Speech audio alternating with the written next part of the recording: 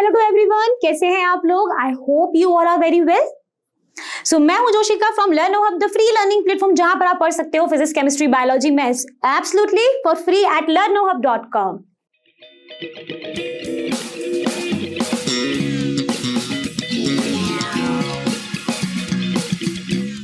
तो बच्चों, आज हम स्टार्ट करने वाले हैं अपनी वही सीरीज जिसका नाम है previous year question paper solution series.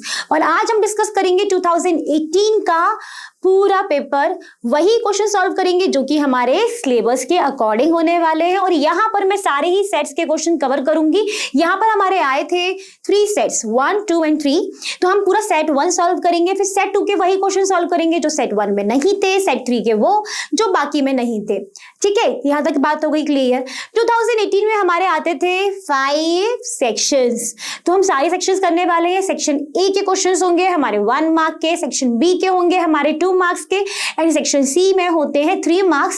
Section 4 में हमारा आता है एक ही क्वेश्चन जो होता है केस स्टडी, जो कि होता है 4 मार्क्स का, और बाकी जो क्वेश्चन है वो हमारे लास्ट सेक्शन में चले जाते हैं जिसका नाम होता है सेक्शन ई। तो जल्दी से बिना टाइम वेस्ट करे चलो स्टार्ट करते हैं अपना आज का सेशन। जल्दी से रेडी हो जाओ, अपना पेन एंड सब कुछ लेकर, पानी वानी पी कर अच्छे से, क्योंकि previous year question paper solution की सीरीज करना is very very important before the board examination, that everyone knows. क्योंकि यहाँ से हमको आइडिया पड़ता है कि भैया बोर्ड का जो पेपर बना रहा है ना, वो किस माइंडसेट से पेपर बना रहा है। तो चलिए स्टार्ट करते हैं, लेट्स बिगिन।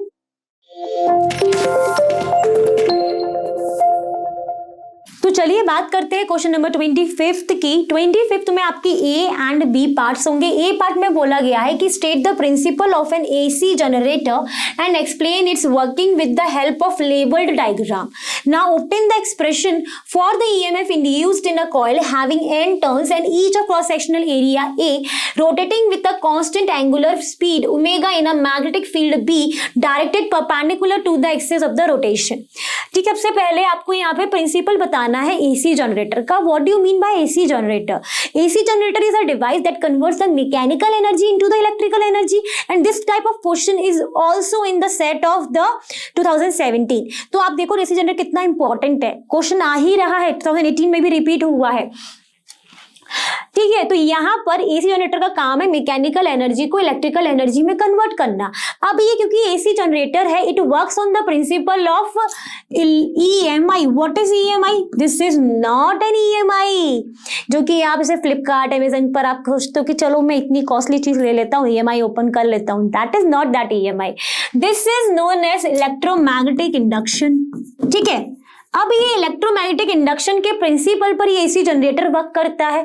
मतलब क्या हुआ? Change in magnetic flux you can से, और आप कह सकते हो magnetic lines of force in a conducting coil. जब मैग्नेटिक फ्लक्स चेंज होगा तो क्या प्रोड्यूस्ड होगा? प्रोड्यूस्ड होगा एक इंड्यूस्ड EMF, एंड इस इंड्यूस्ड EMF के कारण क्या होगा? आपका इंड्यूस्ड करंट जनरेट होगा। So this is known as electromagnetic induction. पूरा इस तरीके से ही होता है कि मैग्नेटिक फ्लक्स के कारण इंड्यूस्ड EMF जनरेट होता है, उसके कारण इंड्यूस्ड करंट प्रोड्यूस्ड होता है। ठीक है, तो ये होता है इलेक्ट्रोमैग्नेटिक इंडक्शन ओवरऑल। अब यहाँ पे पूछा है कि इसकी वर्किंग बतानी है with the help of the labelled diagram. ठीक है, अब यहाँ पर आपको जो डायग्राम दिख रहा है, इसमें जो ये आर्मेचर कॉइल है इसको हमने रोटेट कर चुके हैं। मान लेते हैं कि ये आर्मेचर कॉइल अभी अभी हाफ रोटेट नहीं हुई है, तो ये किस तरीके से बनेगा फिगर? हमारा कुछ इस तरीके से रहेगा। मतलब इसकी पोजीशन जो है इस आर्मेचर कॉइल की वो इस तरीके से रहेगी। अब ये जो आर्मेचर कॉइल है ना, इसके अंदर होता है क्या? सॉफ्ट आयरन कोर होता है।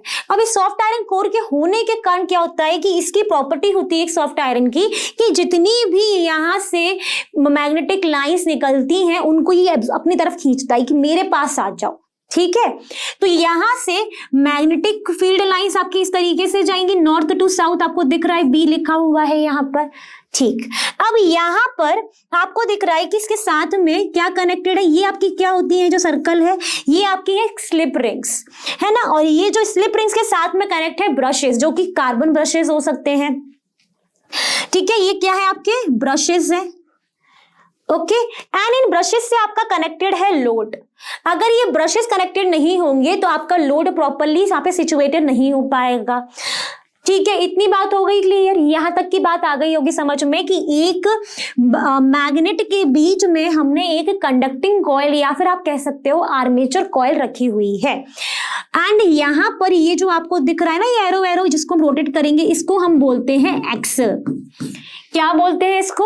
एक्सल बोलते हैं। ठीक है, चलो लेबलिंग भी हो गई, सब कुछ हो गया। तो हमने लेबलिंग करने के बाद अब यहाँ पर क्या बताना है, हमें वर्किंग मेंशन करनी है। अब वर्किंग की अगर मैं बात करूं तो क्या होता क्या है कि जब हमने यहाँ पर इस आर्मेचर कॉइल को इस एक्सल के थ्रू अगर हम रोटेट करते हैं, मान लेते हैं क्या कि ये रहा मेरा हाथ जो है, ये अभी आर्मेचर कॉइल है, अभी ये इस पोजीशन में है। ठीक है, और यहाँ पर अगर मैं इसको रोटेट करूं with the help of something, तो ये पहले इस तरीके से मूव होके हाफ रोटेट हुआ। ठीक है, जब ये हाफ रोटेट हुआ तो इसमें क्या होगा, ये जो मैग्नेटिक फील्ड लाइंस है इसको ये क्रॉस करेगा ना। ऐसे इसको मैं अगर अज्यूम करूं, इसको मैंने घुमाया है, इस तरीके से मैंने घुमाया। ठीक है, तो मेरा क्या हुआ, यहाँ पे ये मैग्नेटिक लाइंस ऑफ फोर्स को क्रॉस करेगा, मैग्नेटिक फ्लक्स चेंज होगा। जब मैग्नेटिक फ्लक्स चेंज होगा तो वहां पे इंड्यूस्ड ईएमएफ होगा, इंड्यूस्ड ईएमएफ होगा तो इंड्यूस्ड करंट होगा। तो इंड्यूस्ड करंट की जो डायरेक्शन है, जब मैं इसको इस तरीके से था, इसको मैंने अब मान लेती हूँ मैं, ये मेरी मैग्नेटिक लाइंस ऑफ फोर्स पहले तो ये पूरी जा रही थी, जब मैंने रोटेट करा तो ये कुछ कम जा रही है, चेंज हो रही है, पोलैरिटी चेंज होगी, मैग्नेटिक लाइंस ऑफ फोर्स कम होगा तो इंड्यूस्ड ईएमएफ भी सब कुछ जनरेट हो रहा है, तो ये रोटेट हो गया। अब इसमें जो पोलैरिटी है करंट की, एक बार पोलैरिटी कैसी होगी, जब मैंने इसको हाफ रोटेट करा, मान लेती हूँ इसी के अकॉर्डिंग इसको मैं इस तरीके से रोटेट करा, तो इसकी जो करंट की जो पोलैरिटी है वो हो गई है DCBA। ठीक है, ठीक है। अब मैंने इसको अगर और रोटेट करा तो फिर से ये मैग्नेटिक लाइंस ऑफ फोर्स को क्रॉस करेगा, मैग्नेटिक फ्लक्स चेंज होगा जिसके कारण इंड्यूस्ड ईएमएफ, इंड्यूस्ड करंट सब कुछ आएगा। तब इसमें जो पोलैरिटी है एक बार वो क्या हो जाएगी, अभी एक बार ऐसे ही, फिर मैंने इसको और रोटेट करा इस तरफ आया तो ये इधर पहुंचेगा, ये इधर पहुंचेगा, तो मेरी जो अब पोलैरिटी है दूसरे केस में वो कुछ हो जाएगी, अभी DCB है, जस्ट इसका उल्टा कर दो, ABCD हो जाएगी। तो एक बार वो इस तरीके से करंट आया, एक तरफ करंट की डायरेक्शन इस तरीके से आई, मतलब पोलैरिटी बार बार चेंज होती रहेगी। एक बार घूमा, पहले तो ये स्टेबल है 0, घूमा कुछ आया पॉजिटिव, फिर घूमा, फिर 0, फिर इसको घुमाया, इस तरीके से हर हाफ रोटेशन पर यहाँ पर जो पोलैरिटी है करंट की वो चेंज हो रही है। ठीक है, तो यहाँ पर क्या आ रहा है आपका, एक ऑल्टरनेटिंग करंट प्रोड्यूस्ड हो रहा है। क्या हो रहा है, ऑल्टरनेटिंग करंट आ रहा है। तो ऑल्टरनेटिंग करंट यहाँ पर आ रहा है क्योंकि पोलैरिटी चेंज हो रही है हर हाफ रोटेशन में, इसीलिए ये क्या है, AC जनरेटर है जो कि क्या कर रहा है, मैकेनिकल एनर्जी से हमें इलेक्ट्रिकल एनर्जी दे रहा है, जो कि हमारी ऑल्टरनेटिंग करंट इन नेचर है। बात हो गई यहाँ तक क्लियर। चलो प्रिंसिपल को आप अपने अकॉर्डिंग अपने वर्ड्स में लिख लोगे। अब बात करते हैं obtain the expression for the EMF induced in the coil having n number of turns, each of cross sectional area भी दिया है, कांस्टेंट स्पीड से जो रोटेट कर रहा है वो ओमेगा दिया है, मैग्नेटिक फील्ड भी दी है जो कि directed perpendicular to the axis of the rotation, सारी चीजें हमको दी है। ठीक है, तो अब हम जानते हैं कि अगर हमें किसका निकालना है, EMF इंड्यूस्ड का निकालना है। हम यहाँ पे बात कर रहे हैं ऑल्टरनेटिंग करंट इसी जनरेटर की।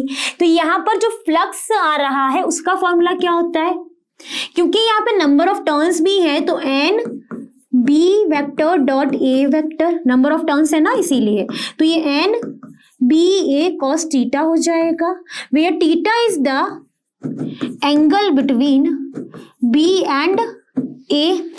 ये भी बात हो गई क्लियर। मान लेते हैं क्योंकि यहाँ पर हमें बात की गई है एंगुलर स्पीड की, तो what is theta, theta is equal to the angular speed और टाइम ओमेगा टी। ठीक है, तो इसको आप इधर रख सकते हो NBA cos omega T. Clear. अब हम क्या जानते हैं कि जो हमारा EMF इंड्यूस्ड होता है दैट इज d∅/dt माइनस, ये कहां से आया था, ये किसने कहा था, तो आप कहोगे मैम ये कहा था फराडे बाबा जी ने, दैट इज फराडेज लॉ। ठीक है, तो इसको आप कर दोगे माइनस d/dt, फाई की वैल्यू कितनी है NBA cos ओमेगा टी। ठीक है, एन बी ए बाहर निकल आएंगे क्योंकि ये कांस्टेंट रहेंगे, मैग्नेटिक फील्ड कांस्टेंट रहेगी, एरिया कांस्टेंट रहेगा, नंबर ऑफ टर्न्स सिर्फ क्या चेंज होगा, इस एंगुलर स्पीड में चेंज होगा। तो ये हो जाएगा, यहाँ पे नेगेटिव रखो, D by D T cos omega T.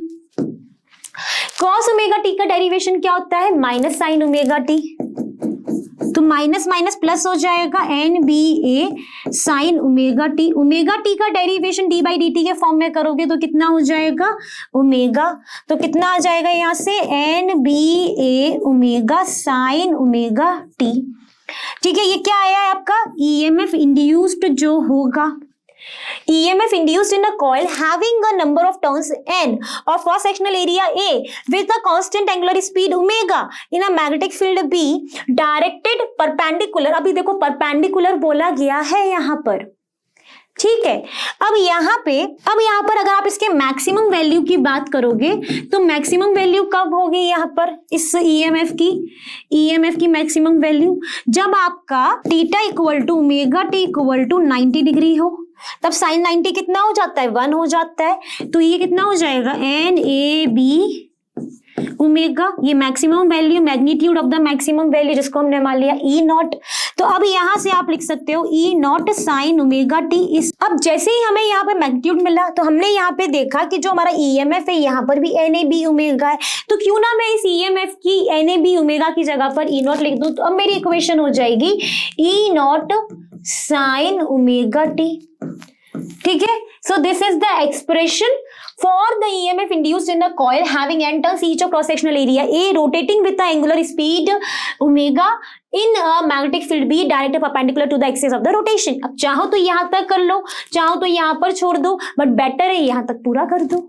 ठीक है, तो यहां पर आपका इस पूरा ए पार्ट सॉल्व हो जाएगा। आप यहां पर इसके बाद अपने बी पार्ट पर मूव करोगे। चलो देखते हैं इसका बी पार्ट। तो चलिए बात करते हैं क्वेश्चन नंबर 25 के बी पार्ट की, जिसमें बोला है कि एक aeroplane flying horizontally west to east with a velocity of 900 kilometre per hour, calculate the potential difference developed between the ends of the wings having a span of 20 metre. Now the horizontal component of the earth magnetic field is given to you, that is BH is this 5 × 10⁻⁻⁴ tesla and the angle of dip is given to you, that is delta is equal to 30 degree. अब आप सोचो, अब हमने मान ली ये direction, तो इस direction में वेस्ट टू ईस्ट हमारा क्या है, हमारा एरोप्लेन जा रहा है, ये एरोप्लेन इस डायरेक्शन में जा रहा है। ये सेम क्वेश्चन हमने एनसीईआरटी सॉल्यूशन में भी किया है, जहां पर इस एरोप्लेन की जगह पर जेट प्लेन दिया था। ठीक है, अब इसमें जब ये जा रहा है और बोला गया है कि इस हम जानते क्या है, हम जानते हैं कि साउथ टू नॉर्थ हमारी मैग्नेटिक फील्ड होती है। अब मैग्नेटिक फील्ड एंड उसके हॉरिजॉन्टल कंपोनेंट के बीच में जो एंगल है दैट इज 30 डिग्री, मतलब कुछ इस तरीके से आप समझ लो BH। ओके, ये भी हो गई बात क्लियर, 30 डिग्री हो गया। अब जब 30 डिग्री दिया होता है हमें ये, तो यहाँ पर इसका हॉरिजॉन्टल प्लस वर्टिकल कंपोनेंट दोनों ही प्रेजेंट होते हैं, सब जानते हैं इसके बारे में। ठीक है, तो हम मान लेते हैं ये रहा इसका वर्टिकल कंपोनेंट। तो अब हम यहाँ से देख रहे हैं कि जब ये एरोप्लेन वेस्ट टू ईस्ट जा रहा है तो ये किसको क्रॉस कर रहा है, किसको क्रॉस करेगा, कौन सा इसके रास्ते में आ रहा है, BH आ रहा है कि BV, तो आप कहोगे BV आ रहा है, BV vertical component of earth magnetic field इसके उस पर आएगा। ठीक है, अब हम जानते हैं कि BV एंड BH के बीच में जो रिलेशन है वो कुछ इस तरीके का फॉर्मूला आपको याद आया होगा, that is vertical component is equal to the horizontal component of a magnetic field and angle of dip that is delta. BH हमारे पास है 5 × 10⁻⁻⁴, 10 30 डिग्री, 10 30 डिग्री आपका होता है 1/√3, और आप कह सकते हो 5 × 10⁻⁻⁴ मल्टीप्लाई 0.577, ये आपका निकल कर आता है कुछ 2.88 × 10⁻⁻⁴ टेस्ला। ये आपका वर्टिकल कंपोनेंट आ गया। ठीक है, यहां तक बात हो गई। चलो अब आपको ये भी पता चल गया कि जब ये जा रहा है एरोप्लेन तो इसके रास्ते में BV आ रहा है, इसके रास्ते में। ओके, अब देखो, अब हम जानते हैं कि पोटेंशियल डिफरेंस का यहाँ पर फॉर्मूला होता है मोशनल EMF का, दैट इज BLV। अब क्योंकि यहाँ पर वर्टिकल कंपोनेंट आ रहा है तो BV हो आ जाएगा। L क्या है, L हमारी जो डिस्टेंस हमको दी है दो विंग्स के बीच में, ये है 20 मीटर, तो L हमारा है 20 मीटर। ठीक है। v हमको दिया है 900 किलोमीटर पर आवर, बट ये तो इसकी SI यूनिट नहीं है और हमारे पास लेंथ जो है वो मीटर में है, तो इसको हम चेंज किस में कर लेंगे, मीटर पर सेकंड में। जब किलोमीटर टू मीटर पर सेकंड करते हैं तो 5/18 से मल्टीप्लाई करते हैं। क्यों करते हैं, किलोमीटर में होते हैं 1000 मीटर, आर में होते हैं कितने सेकंड, 3600। तो आपको सॉल्व करते हो तो 5/18, इसको जब सॉल्व करोगे तो ये 50 हो गया, तो 250 मीटर पर सेकंड आ गया। अब आपके पास BV है, L है, V है, तो क्या आपका EMF निकल आएगा, बिल्कुल निकल आएगा। BV कितना है 2.88 इंटू 10⁻⁻4, L है 20, V है 250। इसको आप सॉल्व करते हो तो ये आपका निकल कर आता है 1.44 वोल्ट। तो इतना EMF, इतना पोटेंशियल डिफरेंस डेवलप्ड होता है इन दो विंग्स के बीच में, जिनके बीच में स्पैन कितना है 20 मीटर का है। तो इस तरीके से आप अपने क्वेश्चन को सॉल्व कर लोगे। बात सिर्फ इतनी है कि कौन सा कंपोनेंट आएगा, क्योंकि एंगल ऑफ डिप है तो दोनों कंपोनेंट होंगे। अगर नहीं होता, मान लो 0 है, तो आपको इतना सोचने की जरूरत ही नहीं होती, बट इसके प्रेजेंस होने के कारण ही आपको सोचने की जरूरत पड़ रही है। ठीक है, चलो अब मूव करते हैं नेक्स्ट पर। तो चलिए बात करते हैं क्वेश्चन नंबर 25 के और पोर्शन की। इस और पोर्शन में अगर आपको देखो तो क्या बोला है कि एक डिवाइस X जो है वो कनेक्टेड है एक AC सप्लाई से। तो हमने ये डिवाइस कनेक्ट कर दी AC सप्लाई से, इसका वोल्टेज है V0 sin ओमेगा t, और इसमें जो करंट है that is I0 sin omega t plus π/2, मतलब 90 डिग्री से वो लीड कर रहा है, करंट प्लस है ना, तो आपका करंट जो है वो लीड कर रहा है π/2 से। और ये तभी पॉसिबल है जब ये जो डिवाइस है ये क्या हो, कैपेसिटर हो। ठीक है, तो आपकी डिवाइस आपने आइडेंटिफाई कर ली, मतलब ए पार्ट का इतना पोर्शन तो हो गया। फिर पूछा है right the expression for its reactance. इसके अगर ये कैपेसिटर है तो यहाँ पे जो रिएक्टेंस है वो जाती है capacitive reactance which is XC equal to 1/2 pi nu C. ठीक है, कैसे, क्योंकि 1/ωc होती है, ओमेगा होती है एंगुलर फ्रीक्वेंसी, इसको हम कन्वर्ट कर लेते हैं नॉर्मल फ्रीक्वेंसी वाले फॉर्मूले में, तो 1/2 पाई न्यू सी। यूनिट क्या होती है इसकी, ओम होती है। चलो इतना पोर्शन हो गया। फिर पूछा है कि आपको ग्राफ बनाना है जिसमें आपको वोल्टेज और करंट का वेरिएशन शो करना है टाइम के साथ over 1 cycle of AC for X। ठीक है, तो चलो हमने एक प्लॉट कर लेते हैं। ये वाली X एक्सिस हो जाएगी ओमेगा t, यहाँ पर आपका वोल्टेज और करंट आपको दोनों प्लॉट करने हैं, एक साइकिल का शो करना है। तो हमने इस V के लिए अगर बात करें, क्योंकि साइन ओमेगा t ही है और कुछ तो है नहीं, तो यहीं से स्टार्टिंग होगा, साइन ओमेगा t का ग्राफ बना दो। ये रही आपकी एक कंप्लीट साइकिल, यहाँ से यहाँ तक एक साइकिल हो गई। चलो इसका जो मैग्नीट्यूड है वो V0 हो गया, मतलब एम्पलीट्यूड जो है वो V0 है, क्योंकि यहाँ पर V0 है। फिर इसमें किसका हमें बताना है, करंट का। करंट की बात करें अगर इक्वेशन की, तो प्लस π/2। अगर मान लें ये साइकिल जो है 0, पाई और 2 पाई, ठीक है, तो इसके सेंटर पर क्या होगा हमारा π/2 इसके मिड में। अब यहाँ पर इसका मैग्नीट्यूड कितना है करंट का, I0, बट वो लीड कर रहा है तो उसकी स्टार्टिंग इस I0 पॉइंट से होगी। कुछ इस तरीके से ग्राफ बनेगा। ठीक है, तो आप इस तरीके से इसको शो कर देंगे। तो ये आपका ग्राफ हो गया है इस केस में, जहां पर आपका करंट जो है वो π/2 डिग्री से लीड कर रहा है। ये 0 से स्टार्टिंग है, ये कहां से है, ये I0, ये इसकी स्टार्टिंग 0, इसकी कितनी आ रही है, π/2 पहले आ रहा है। तो ये कंडीशन हो गई है, ये ग्राफ हो गया है वोल्टेज एंड करंट का in case of a capacitor. Now move to the C part. अब इसके सी पार्ट को अगर आप देखोगे तो इसमें बोला है कि रिएक्टेंस जो है डिवाइस की कैसे वेरी कर रहा है फ्रीक्वेंसी के रिस्पेक्ट में, इसको हमें ग्राफिकली शो करना है। तो हमने देखा था कैपेसिटिव रिएक्टेंस होता है 1/ωc which is equal to 1/2 pi nu C, where nu is the frequency and here you can see XC is inversely proportional to the frequency and the inversely proportional का graph क्या होता है। तो आप कहोगे ma'am पहले भी बनाया था एक क्वेश्चन में, ये XC हो गया, ये फ्रीक्वेंसी हो गया, ग्राफ आपका कुछ इस तरीके का हो जाएगा। सो यहाँ पर आपका सी पार्ट भी डन हो गया। अब बात करते हैं इसके डी पार्ट की। डी पार्ट में क्या करना है कि आपको फेजर डायग्राम बनाना है इस X का, मतलब कैपेसिटर का आपको फेजर डायग्राम बनाना है। तो हमने क्या करा, हमने X और Y एक्सिस बना ली। अगर हम V0 का देखें तो V0 क्या है, V0 साइन ओमेगा t।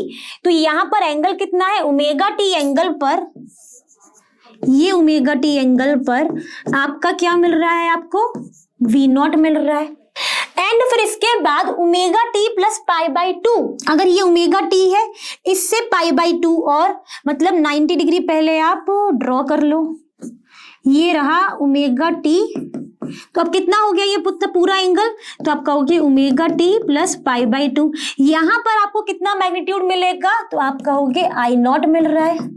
तो ये हो गया आपका करंट, ये रहा आपका वोल्टेज, तो ये रहा आपका total phasor diagram of the capacitor. जो तो डिवाइस एक्स है कैपेसिटर वाली, उसका डायग्राम हो गया, ओमेगा टी पर भी है और इससे प्लस करने पर हमें करंट मिल गया है। तो यहां पर आई थिंक सो हमारा 25th क्वेश्चन का और पार्ट भी पूरा सॉल्व हो गया है। Now move to the last portion and last question, जिसका भी और पार्ट भी देखेंगे एंड उसके पहले का भी सॉल्व करेंगे। तो चलिए बच्चों बात करते हैं 26th के ए पार्ट की, जिसमें बोल रहा है कि आपको रे डायग्राम बनाना है, जिसमें आपको इमेज फॉर्मेशन शो करना है कॉन्केव मिरर की, जो कि real inverted and magnified image को फॉर्म करे। ठीक है, तो वर्ड आपको ध्यान देना है मैग्नीफाइड, क्योंकि कॉन्केव मिरर में ज्यादातर रियल इन्वर्टेड इमेज फॉर्म्ड होती है, बट उसमें जो मैग्निफिकेशन है वो हाईली मैग्निफिकेशन, मैग्नीफाइड या फिर स्मॉल हो जाती है। एक्सेप्ट बिटवीन, अगर आप ऑब्जेक्ट को पोल और फोकस के बीच में रखते हो तब आपकी जो इमेज है वो आपको वर्चुअल एंड इरेक्ट मिलती है। ठीक है, सीधी और वर्चुअल मिलती है, मतलब मिरर के पीछे मिलती है। तो अब हम कॉन्केव मिरर, मैंने आपको बताया कि अगर आपकी इमेज पोल और फोकस के बीच में रहती है तब आपकी इमेज वर्चुअल और इरेक्ट रहती है, बट यहां पर आपको रियल इन्वर्टेड एंड मैग्नीफाइड चाहिए। तो जैसे जैसे हम अपने ऑब्जेक्ट को मूव कराते हैं आपकी इमेज भी कैसी मूव होती है, रियल इन्वर्टेड के फॉर्म में ही रहती है। तो अगर वो पोल और फोकस से फोकस के बीच में आती है तब वो रियल इन्वर्टेड तो आ जाती है उसकी इमेज, लेकिन वो हाईली एनलार्ज रहती है। लेकिन जब between the focus and centre of curvature के बीच में अगर ऑब्जेक्ट रहता है, ये क्या है आपका, ये क्या है आपका ऑब्जेक्ट है ए बी, इसके बीच में रहता है, तब आपकी image real inverted and magnified रहती है। अगर वो सेंटर ऑफ कर्वेचर पे आता है तो रियल इन्वर्टेड तो आई, लेकिन वो सेम साइज की बनती है। ठीक है, बात हुई। तो जब भी हम कॉन्वेक्स मिरर में ऐसे ऐसे मूव करते हैं तो हमारी इमेज भी अलग अलग वेरिएशंस में आती है।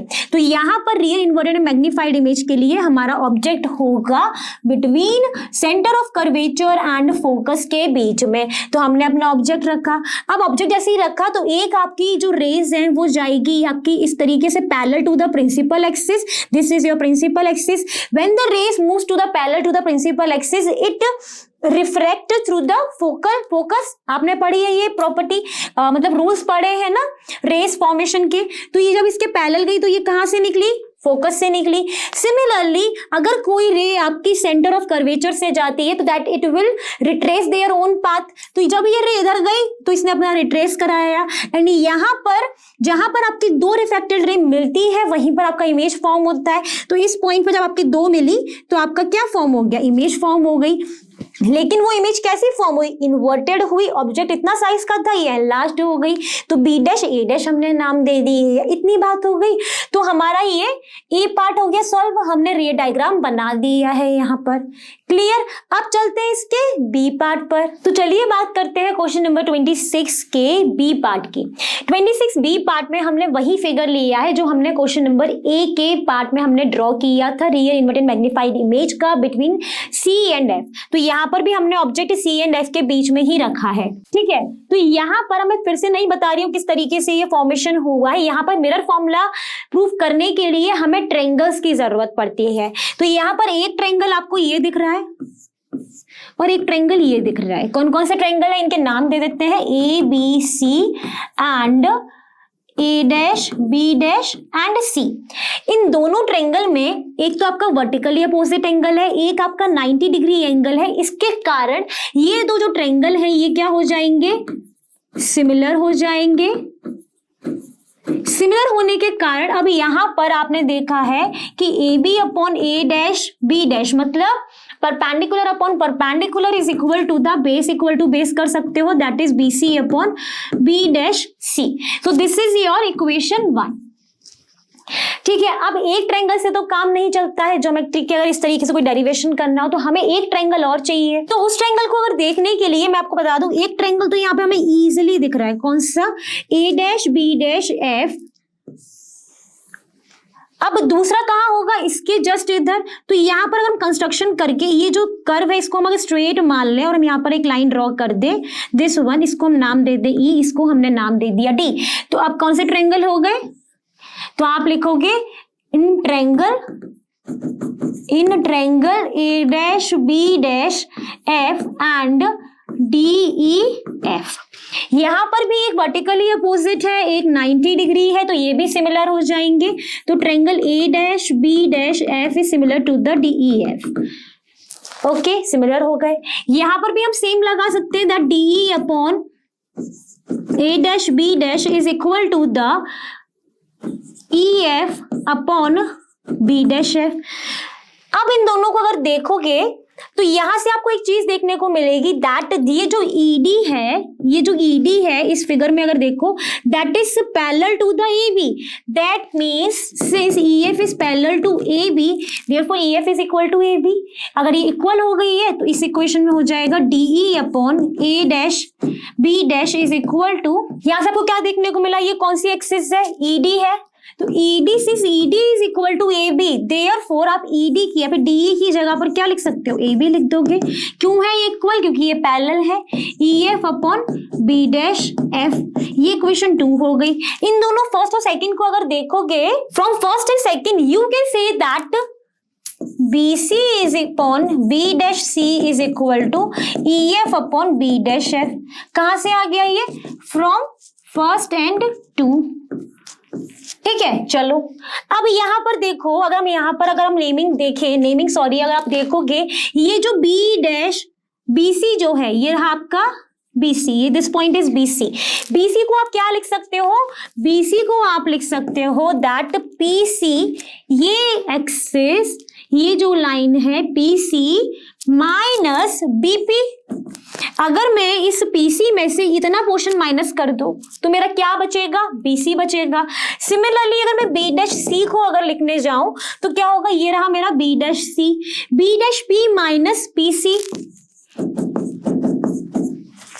ठीक है, उसी तरीके से अगर मैं यहाँ पर EF को लिखूं या फिर B डैश F को लिखूं, मैं B डैश F को अगर लिखना चाहूं तो क्या लिख सकती हूँ, ये रहा मेरा B dash F, B dash F। तो ये क्या होगा, B डैश F आपका हो जाएगा B dash P minus FP या फिर PF। तो मैंने इन तीनों का लिख दिया।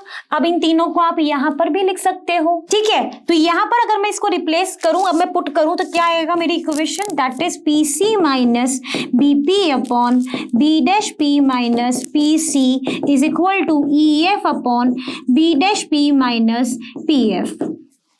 ठीक, चलो ये भी हो गया। अब मुझे आप यहाँ पर ये बताओ कि ये जो मेरा ये EF है, क्योंकि मेरा ये जो मेरा E है that is very near to the P, therefore we can say that this EF is equal to the PF। क्योंकि ये जो पॉइंट है ये बिल्कुल बहुत ही क्लोज है, तो हम इसको कंक्लूड कर दिया, since E is very close to the P, therefore EF is equal to the PF।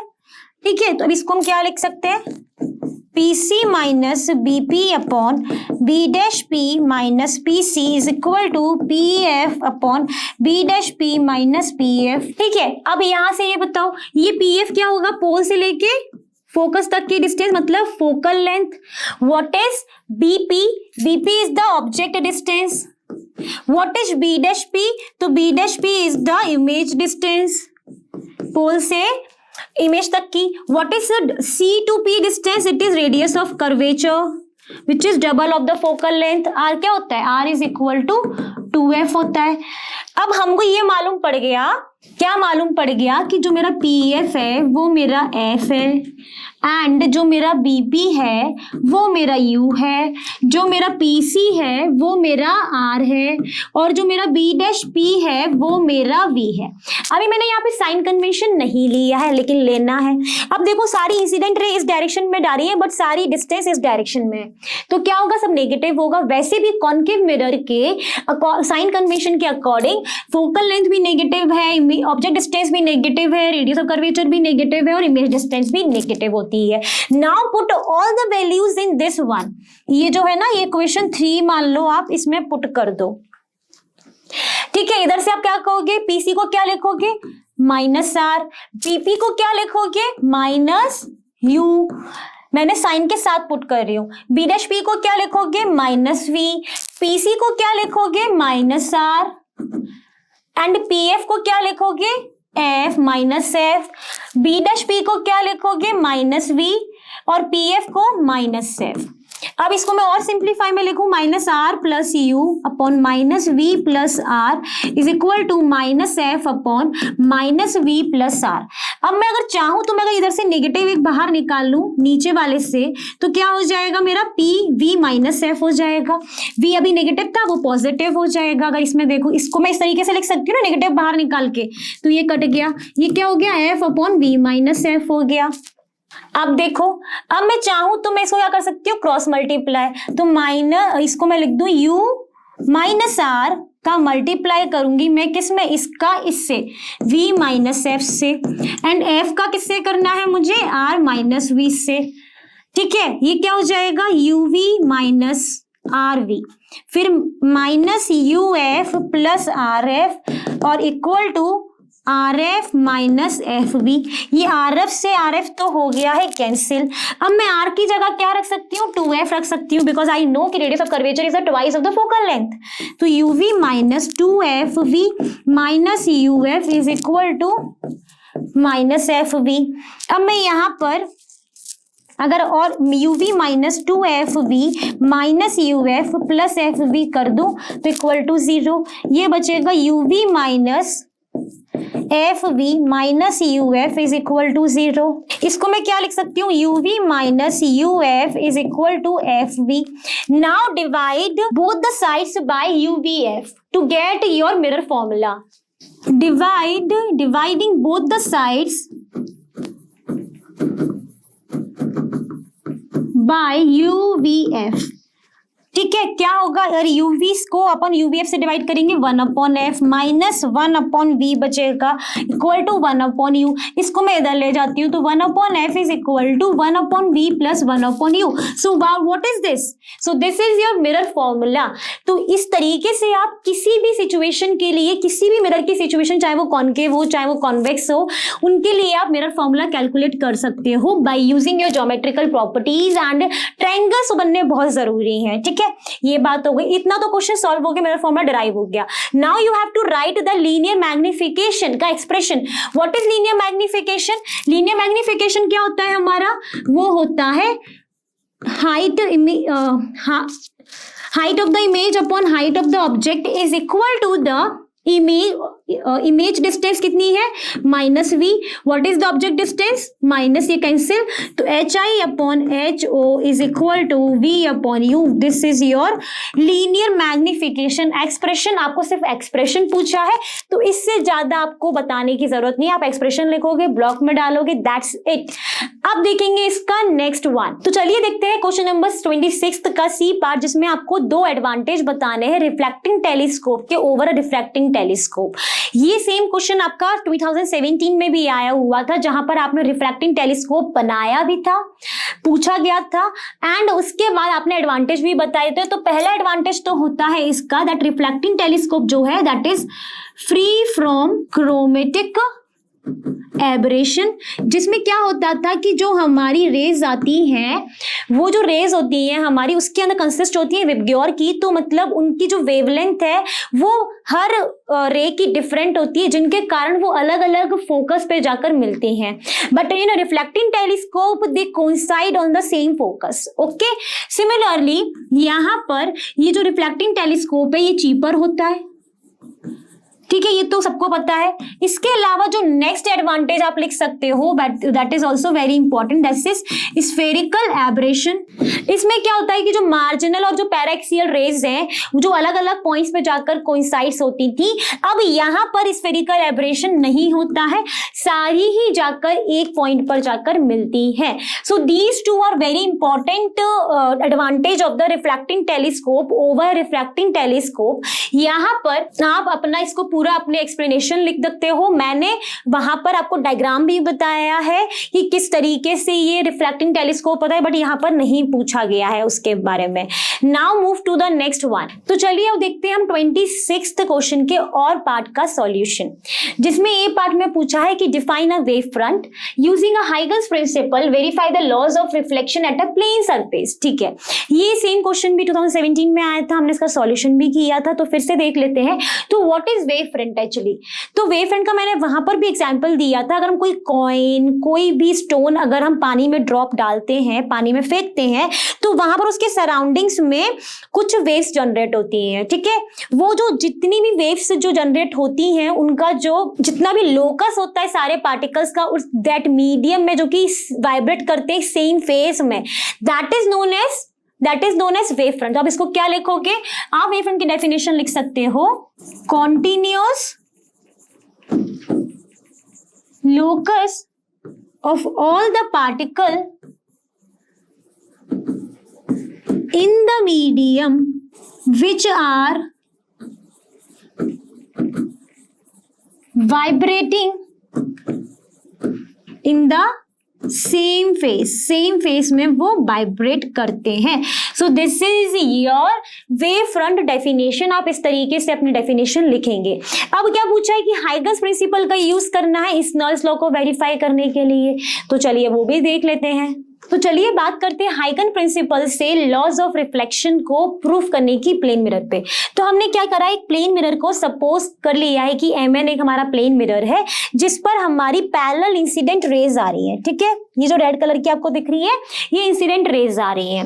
अब जब ये इंसिडेंट रेज आ रही है तो नॉर्मल से एंगल कितना बनाएगा? एंगल आई बना रहा है, तो मैंने एंगल आई लिख दिया है।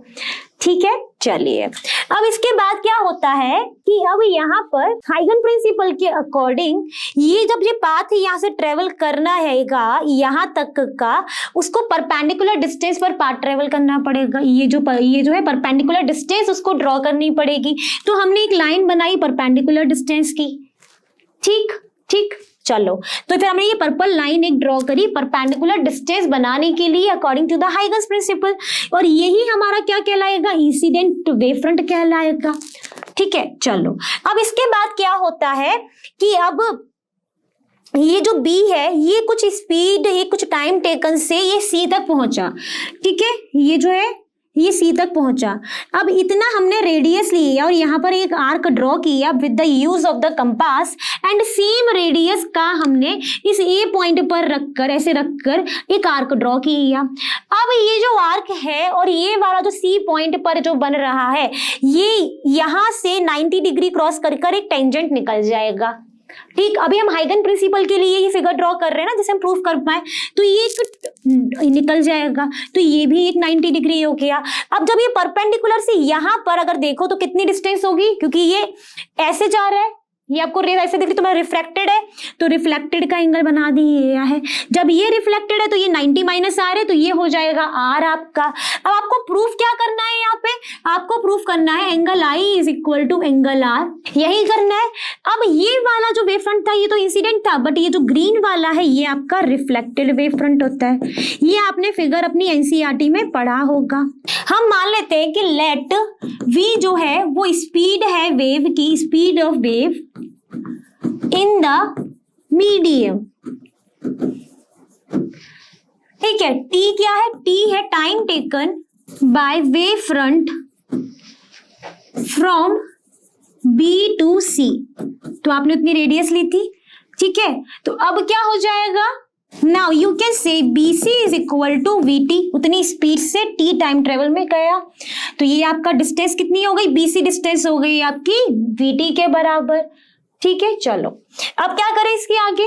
इसके बाद हमने क्या करा था, हमने अपने कंपास में BC डिस्टेंस लेकर आर्क ड्रॉ कर उसी आर्क से अपने A पॉइंट लेकर इसको ड्रॉ किया, यही किया था ना। ठीक है, अब जितना ये BC है उतना ही ये ही होगा, उतनी ही आर्क का लिया है ना, तो उतना ही होगा। तो हम लिखेंगे, आप उतनी लाइन लिखना जो मैंने अभी बोली थी, तो यहां से आप बोल पाओगे that AE is equal to BC which is equal to VT। ठीक है, इतनी भी बात हो गई। नाउ इन ट्रायंगल कौन कौन से ट्रायंगल लोगे आप? AEC and ABC।